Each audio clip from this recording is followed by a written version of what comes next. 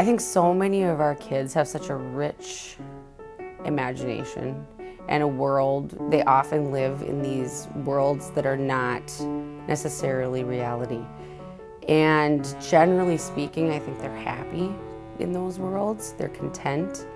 And sometimes when we try to break them out of those worlds, it's not comfortable, it's not easy, and it certainly isn't fun.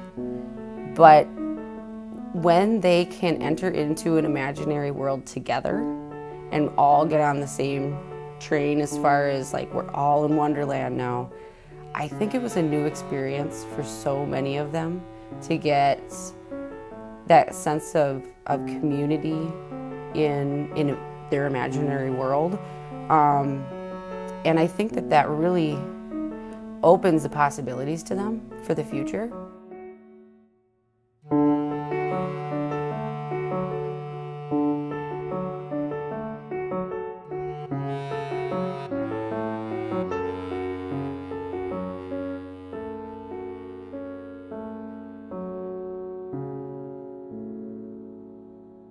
Well, first of all, I chose Alice in Wonderland because of the great characters. It's not just all about Alice. I think it's even more so about the extra supporting characters. And being that we have such a wild and wacky crew here at Lionsgate, I thought it would be a fitting play for them. I am so excited about this play. Me too. We've had two shows. One had no budget. This one has a budget. It has a tech crew building a beautiful set, and it's got, I have to say, some of the most committed and coolest kids in the school that are signed up to do it. So, with that being said, let's audition. So then I began reading different versions of the play, and a lot of them had casts that were extendable, or some of them had small casts. After putting out a survey amongst the students, I found out that I was looking at roughly 30 kids involved, and so that really helped inform my choice of which script I chose. I went with one that had about 30 characters, and it had a speaking part for everybody who wanted a part, which was kind of my philosophy, trying to be all-inclusive whenever possible. Where are you going? Off. Off where? Just off. We had 3 girls who were great for the part in different ways. I'm Alice. They all had different personalities that were part of Alice's personality, which was, I thought, was really kind of a cool thing. We had kind of nervous and not sure about this Alice to start off with, and then we had kind of frustrated Alice, and then we ended up with confused yet gonna stand my ground Alice, and when she, our last Alice, stands up and does a face-off at the end, I thought Leah did a phenomenal job of bringing out that strength in Alice that you really don't get to see throughout most of the show. She doesn't know much about, it's like you jump into a hole. Technically, she jumps into a hole, and then she meets all sorts of weird creatures that she never sees before, and she's like confused. She's wondering why, these people are there. She's kind of unsure about her surroundings and what to do. And now I'm just annoyed because everyone here seems to be mad, and I don't know what's going on. And the tea party, everyone's yelling. This is the stupidest tea party I've been at in my whole life. That's actually how I started getting annoyed, was because it actually annoyed me when they were slamming the teapots on the table and stuff. I got really annoyed, and so I actually did get angry and just started yelling for real, and then I just remembered that feeling. I try to give all the emotions that I want in the part, and I also just try to just let go and just take over and do my part. Part of my thinking behind casting, first of all, the 3 Alices was I did a line count. And I thought that that number of lines was going to overwhelm any one of our students. It was kind of shocking, actually, because I didn't want to have a lot of lines, but I wanted something like a little bit smaller lines. But afterwards, I started to realize that that I actually wanted to be Alice. So it was kind of interesting how that turned out. At first, I was like, yes, but then I realized how much I had to read. And I thought I wouldn't be able to make it, but I practiced with Wyatt at home a lot. Oh, I was really, really excited. I was hoping, I was like, when I saw the sign about who's going to be Alice, I was like, I'm going to be Alice or not. And then, oh, I was Alice 3.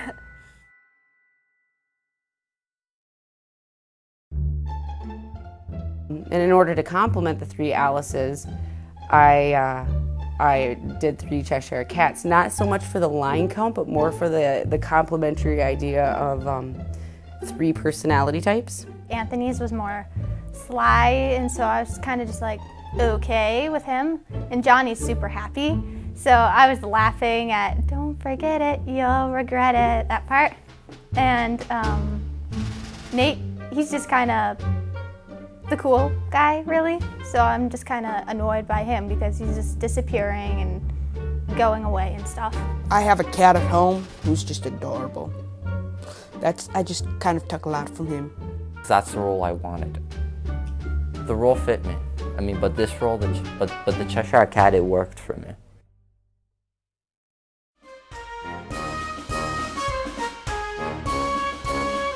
Well, he's this crazy guy who always has tea all the time, and he has this friend, the hair, he hangs out with the hair and the dormouse.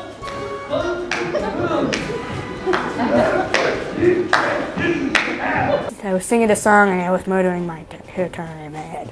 I hardly finished the first verse when the queen yelled, "She's murdering my turn." She got mad. Must remember, or we'll have you executed! Getting down on the end, when I get on my knee, I just have this weird voice.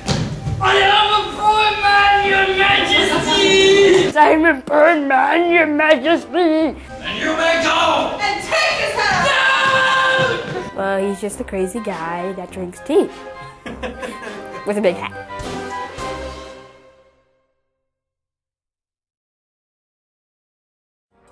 You know, I asked the people, who is Tweedledee? And it's like, oh, they showed me a clip of it, and I was like, oh, I'm the fat dumpling, yeah.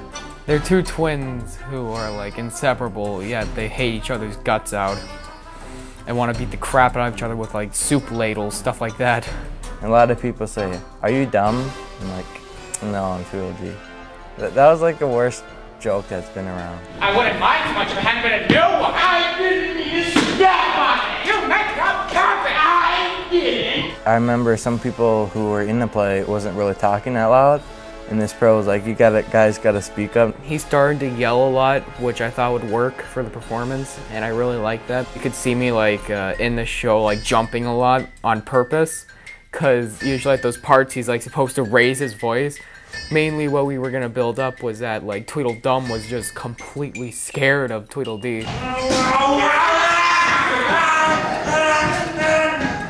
But it was cool, they're funny. They always mimic each other. He's a really nice guy. I think it was a perfect fit. He basically knew everything what to do and was sort of like, you know, oh, you go here, gonna get there, and so I was like, okay. Good fighting, indeed. Shall we go for a tea now? Sure, but tomorrow I'll knock your head off. No, well, tomorrow night yours.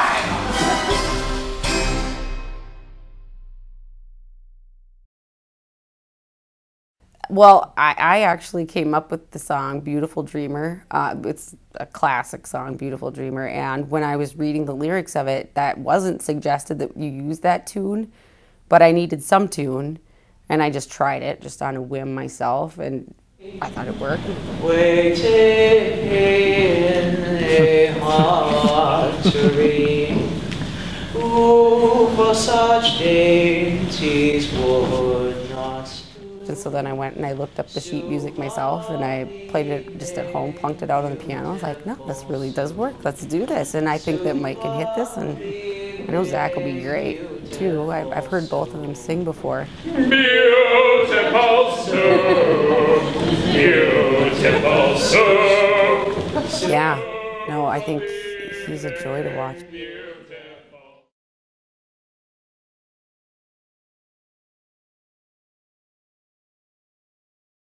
A parent lent me one of the original illustrated versions that also had annotations, and it talked about the different places that Lewis Carroll got all of these ideas from. So I was able to not only consider his original story, but then his inspirations for these characters. So when looking at a Humpty Dumpty, you could look at his Humpty Dumpty versus all these other historical Humpty Dumptys, and in the end come up with our own version of Humpty Dumpty, which I loved. He was very huggable, a nice big pillow.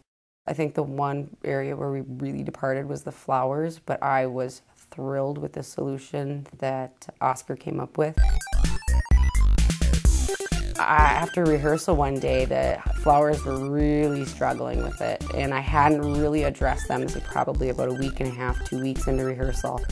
And I turned to Oscar and I said, I've got to do something for these guys. This is not working. And he said, put me on it. I'll think about it. And then about 3 hours later, he's like, how about this? Then why don't you change?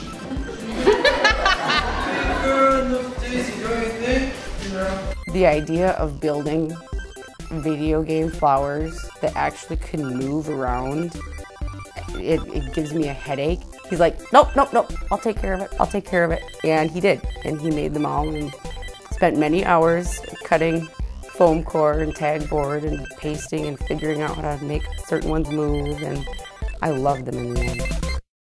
The set was, when I picked the show, I intended it to be very minimalist. I did not intend to have giant flats or a big platform wall. I mean, the script did present challenges, and I knew I wanted a couple key pieces, but without the stagecraft class, it would have never been that big. That's good.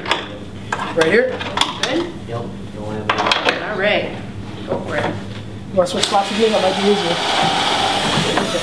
Good job. The first stage is at the top of the semester of just designing and coming up with a lot of different ideas, and many of which were realized in the show. Some of them we took even further than they had imagined, and it was really just by teamwork with that stagecraft class that we came up with such a pretty set. Being a fantasy show, there's so many different crazy wild characters that require, well, you know, a 6-foot-tall blue caterpillar suit, or Humpty Dumpty. How do you do that one? And so those challenges were kind of my extracurricular job for the last 2 months, coming up with how I was going to do that, who could possibly build stuff. Anything that had a pattern, I tried to give those jobs to other staff members and parents who were awesome in helping me. I didn't have to take care of the cards or the Alice dresses or the Queen's dress. So that then I could kind of concentrate on the pattern making for the really tough characters. Last year we had just I think it's called one acts or something, where you would just kind of remember a little bit and then you can just go backstage and study for the rest of it. The reason why Alice worked is that there are very few scenes with a ton of kids on stage. There was the last scene and then the croquet scene, which I would have to say I spent the vast majority of rehearsal time on.